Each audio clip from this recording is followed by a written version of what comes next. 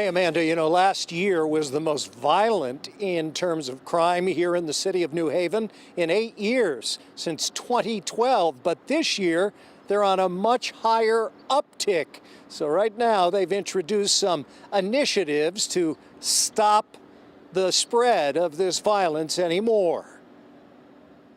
11 homicides in just 4.5 months in New Haven this year, the latest occurring near the intersection of Orange and George, right near the Yale New Haven St. Raphael campus during the 5 a.m. hour today, when a male victim was shot multiple times, dying on scene.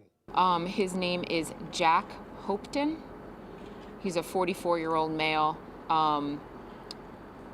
Waterbury resident and originally from New York. However, he does have family ties to New Haven. And Saturday night, a 20-year-old Bridgeport woman was shot and killed on Sheffield Avenue. And there were multiple other non-fatal shootings over the past 5 days. We need the help of the community to stop the violence, to alert us to information that could help us to take these guns off the street. A recent gun buyback yielded 130 weapons, and the police department have seized 61 guns so far this year, but that's not enough. The mayor says there are 3 components to the city's strategy in addressing the uptick in violence. They include law enforcement-based and violence interruption programs, as well as rehabilitation. The law enforcement is a combination of engagement with parole and probation, the creation of a shooting task force, the increase in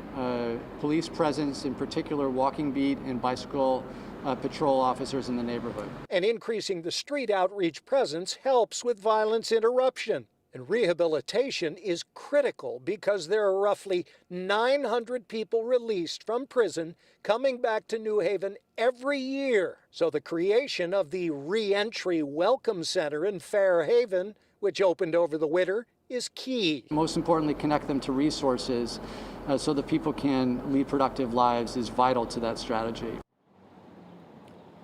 In addition to the shooting task force, they're rolling out at New Haven Police Department a crime intel center, thanks to the assistance of a $750,000 federal grant that the mayor's office has approved, according to one of the assistant chiefs here.